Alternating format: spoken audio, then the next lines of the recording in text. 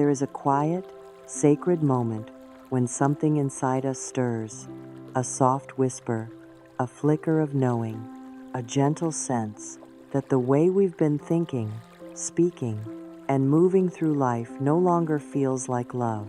Perhaps you're in that moment now. You didn't stumble here by accident. You arrived at the perfect time because you are ready for something to shift, not on the outside, but within. The real change, the lasting transformation, always begins there. Stay with me until the end, because I will show you how one phrase, spoken with love, can begin healing the deepest parts of you. You see, every day you are speaking things into your world. You may not even notice it. I'm so tired. Nothing ever works out for me. I can't handle this. These words seem small, harmless, but they are not. What I speak, I create. What I believe, I become. You are always planting seeds with every thought, with every word. And life, so generous and responsive, does not question what you plant. It simply grows what you've sown. So what would happen if you started planting something new?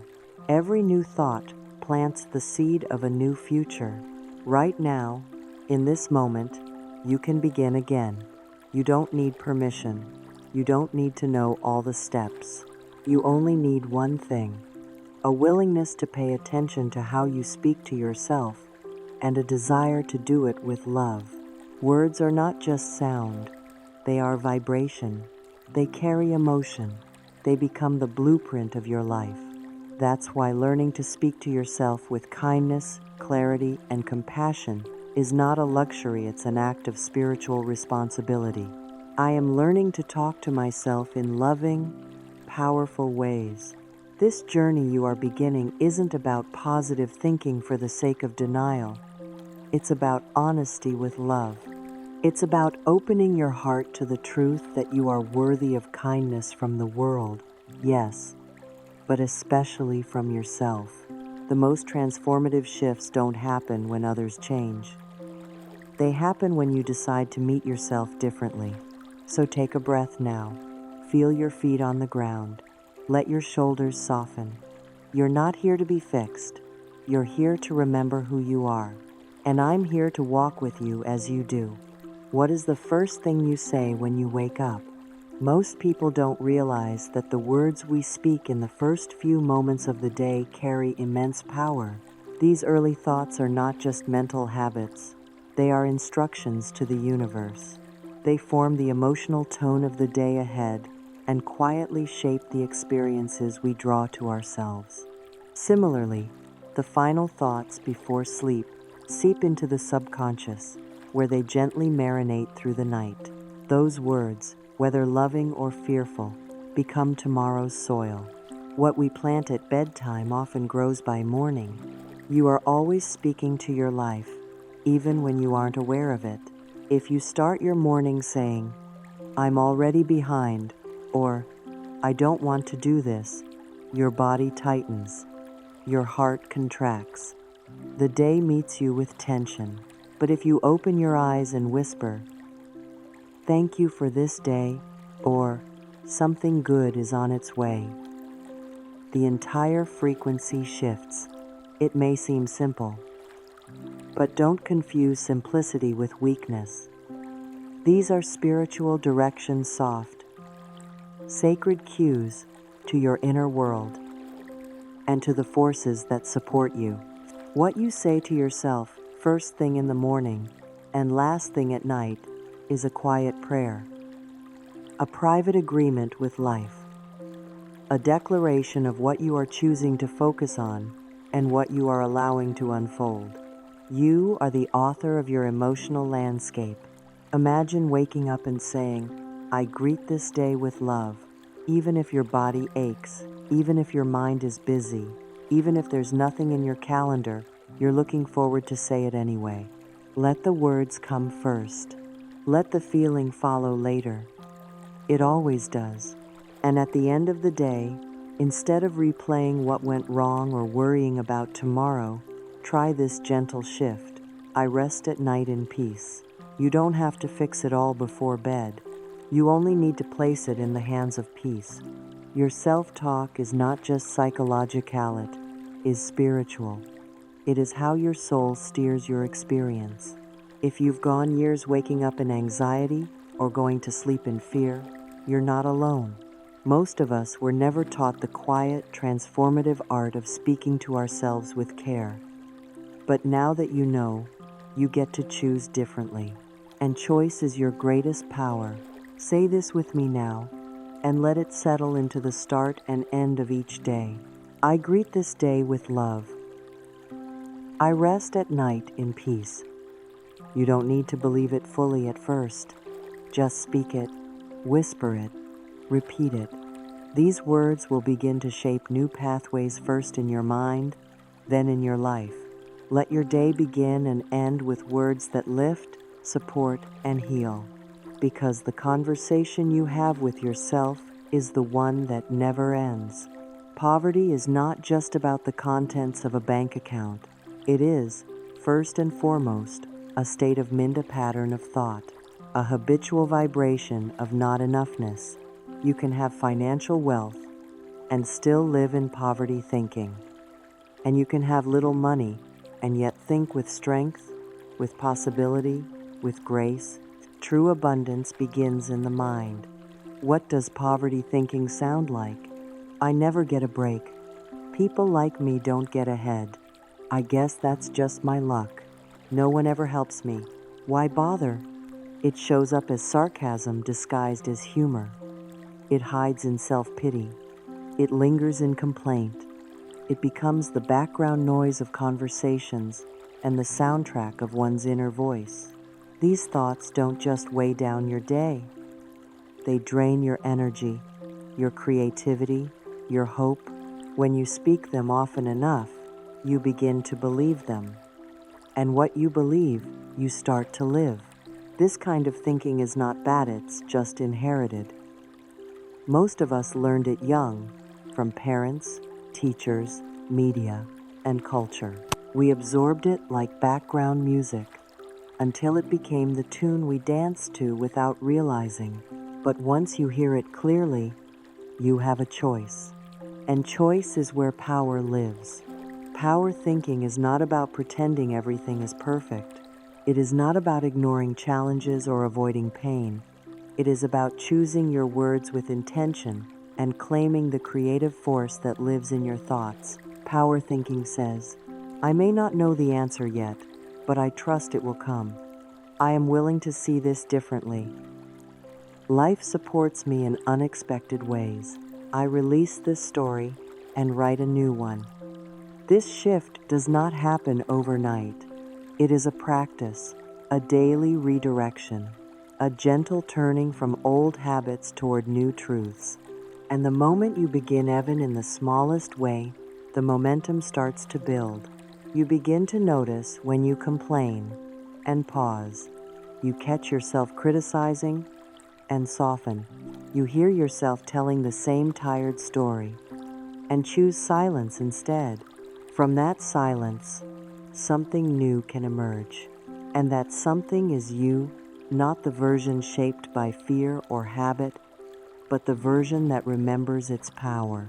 You were not born to live in scarcity of thought, of love, of possibility. You were born to create, to expand, to imagine something more. The way you speak determines the world you experience. So speak powerfully, not with force but with love, not with arrogance but with clarity, not with denial but with devotion to something greater. You are the thinker. You are the chooser. You are the one who gets to decide what story your life will echo. Say this with me now. I think powerfully. I speak lovingly. I attract only good.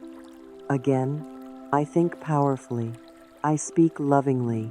I attract only good. Let it become your inner rhythm.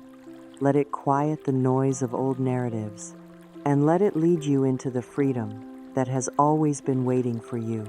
At some point on the journey of healing, we reach a door marked forgiveness, and standing before that door, many of us hesitate.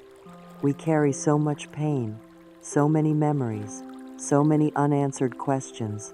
To forgive can feel like betrayal. It can feel like letting someone off the hook. But forgiveness is not about them. It is about you. It is about your peace, your freedom, your return to love. Louise once said, "Forgiveness of the self and the parents heals more illness than antibiotics ever will." That truth is not just metaphorical, it is energetic. Resentment is heavy. It pulls at the body. It settles into the joints, the belly, the chest. It quietly whispers, "You are not safe." And until we release that pain, the body cannot fully relax. The heart cannot fully open. The spirit cannot fully rise. Most of our hurt began early.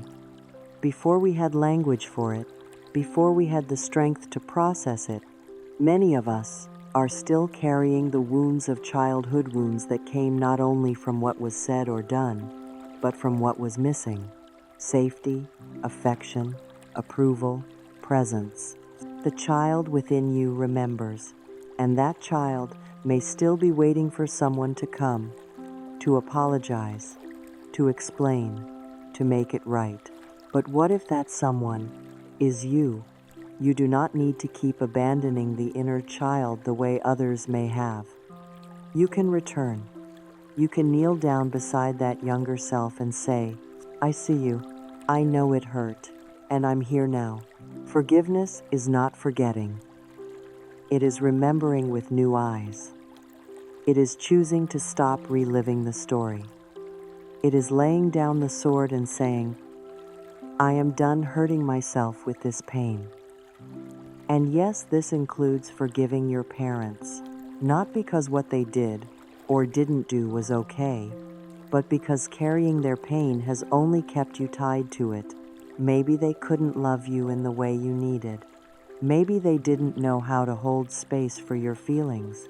Maybe they were drowning in their own unhealed wounds. This is not about excusing them, it's about setting yourself free. Forgiveness does not require a conversation. It does not mean you need to rebuild the relationship. It means you are choosing peace over poison, wholeness over war, and you are worthy of that peace. Right now, you can begin by placing your hands on your heart and saying, "I forgive you for not being the way I wanted you to be. I forgive you, and I set you free. I set myself free." This act is not small. It is revolutionary. It is the work of spiritual maturity. It is the moment when the past begins to lose its hold and the present becomes safe again. You are not the wounded child anymore. You are the loving adult. You are the one with power, and that power lives in your ability to choose love over fear. Say this now, gently and clearly. I forgive and I set myself free. I am safe to love and be loved. Again, I forgive and I set myself free. I am safe to love and be loved. Let it echo into the places that need it most, because your freedom was never about them. It has always been waiting for you. We are always in conversation with our live seven when we're not aware of it. Each thought, each quiet word spoken under our breath is a signal.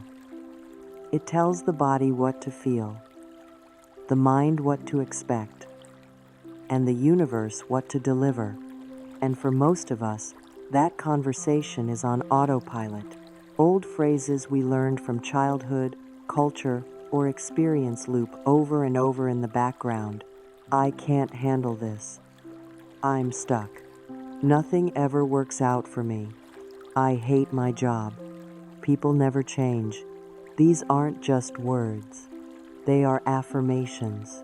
Spoken without intention, yes, but affirmations nonetheless. And when we repeat them often enough, they begin to form the scaffolding of our reality. Healing begins the moment we wake up to this unconscious programming. It doesn't mean we deny our feelings. it means we become curious. We ask, is this phrase actually true? Is it loving? Is it what I want to create?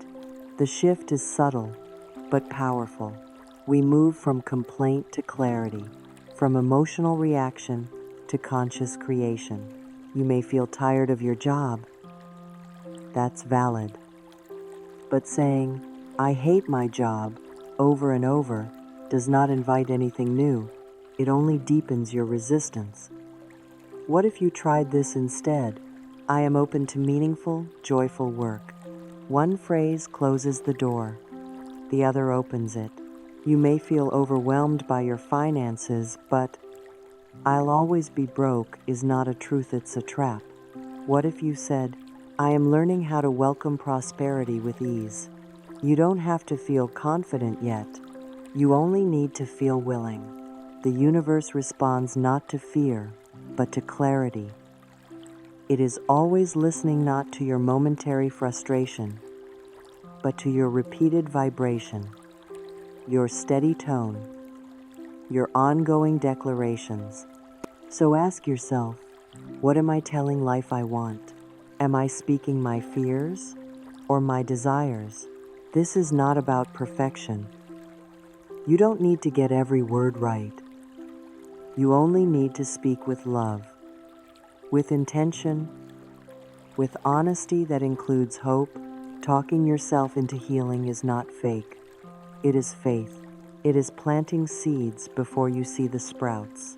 It is standing in front of your mirror and saying, I am healing, even when the pain is still fresh. It is choosing to name the life you want, not just the one you're in. Take a breath now. Say out loud, I accept for myself the life I truly desire. Then whisper it again, slowly, like a promise to your heart. I accept for myself the life I truly desire. Your words matter. They create patterns. They call energy forward. They become instructions for your future. So speak with care. Speak with courage. Speak with trust. And let this be your new daily declaration. I deserve the best. I speak it. I claim it. Say it again, boldly and gently. I deserve the best. I speak it. I claim it. You are not waiting for healing to happen. You are inviting it. And your voice is the key. Imagine walking into a beautiful restaurant. You sit down, open the menu, and clearly decide what you want. You place your order with the waiter, and then what? You don't run to the kitchen every 5 minutes asking if the chef knows how to make your dish. You don't change your mind halfway through and confuse the process. You don't assume the chef has forgotten you. You trust, you relax, you enjoy the moment, and allow the food to arrive. This is the perfect metaphor for affirmations. Every time you speak an affirmation, you are placing an order with the universe. Each one is a seed, a request, a clear message that says, this is what I choose to welcome into my life. This is what I am preparing myself to receive. But here's where so many people struggle. We say an affirmation, and 5 minutes later we doubt it. We dig it up with worry, cancel it with fear, or bury it under self-judgment. Affirmations require more than repetition. They require trust. Once you place your order in the cosmic kitchen, sit back and trust the chef. The kitchen may be working behind the scenes, aligning ingredients you can't see. The timing may be different than you expect. The result may come wrapped in a different package, but the essence of what you asked for will always be honored. Trust is part of your spiritual practice, and so is clarity. You wouldn't sit down at a restaurant and say, just bring me something. Oh, you wouldn't say, I don't know what I want, and I don't think I deserve anything. You wouldn't place an order and then apologize for it. So don't do that with your affirmations either. Be clear. Be kind. Be specific in energy, even if not in form. Speak from your heart and speak with love. Say, I am ready for work that fulfills me. I welcome relationships that feel safe and nourishing. I accept a flow of financial prosperity that supports my joy. The universe is not withholding. It is always responding. But your words are the signal it listens to. That's why affirmations are not magic spells. They are conscious choices. They say, this is who I am becoming. This is what I am available for. This is what I trust will unfold for my highest good. Speak them as if they are true, because every time you do, they become a little more real in your mind, in your body, in your world. Let your affirmations be rooted not in desperation, but in devotion, not in lack, but in loving expectation. Say this now with confidence. I place my order with love. I trust the universe to deliver. Again, I place my order with love. I trust the universe to deliver. And then, breathe. Let go. Let the chef work. You've placed your order, and something beautiful is already on its way. Living from the inside out, the most powerful transformation you will ever experience does not begin with your circumstances. It begins with your thoughts. You do not need to hit rock bottom or declare yourself broken in order to begin again. You are allowed to grow simply because you choose to. You are allowed to change simply because you are ready for more peace, more love, more alignment with who you really are. Your words are sacred. They are creative tools. They can build bridges between where you are and where you long to be. Every time you speak with intention, every time you soften the way you talk to yourself, you begin to shape a new reality, one rooted in compassion, clarity, and joy. You are not here to be hard on yourself. You've tried that already, and it didn't work. This journey is about learning how to live from the inside out. When you change your inner dialogue, you change your energy. When your energy shifts, your choices change. And as your choices change, your life becomes something new, not through force, but through love. Start small. Start tenderly. Each morning, take just 1 minute in front of the mirror. Look into your own eyes, not for flaws or signs of aging, but for truth, for presence, for the deep beauty that has always lived inside you. And say, I love you. I'm proud of you. You are doing just fine. That is not just a phrase. It's a healing. It's a recalibration. It's a moment when the past loosens its grip and your future starts to breathe. Daily mirror work is not about pretending everything is perfect. It's about practicing a relationship with yourself that is built on kindness, a relationship that heals instead of harms, one that calls your true self forward gently and steadily. Let your voice be the one that nurtures. Let your thoughts be the ones that uplift. Let your words reflect the life you want to live, and not just someday, but now. Here are 2 final affirmations for you to carry forward. My words shape my world. I speak with intention and love. Every day, in every way, I am healing, growing, and becoming more me. These are not wishes, they are choices. And you are strong enough and loved enough to choose again and again. So, take this truth with you. Talk to yourself like someone you love, because you are.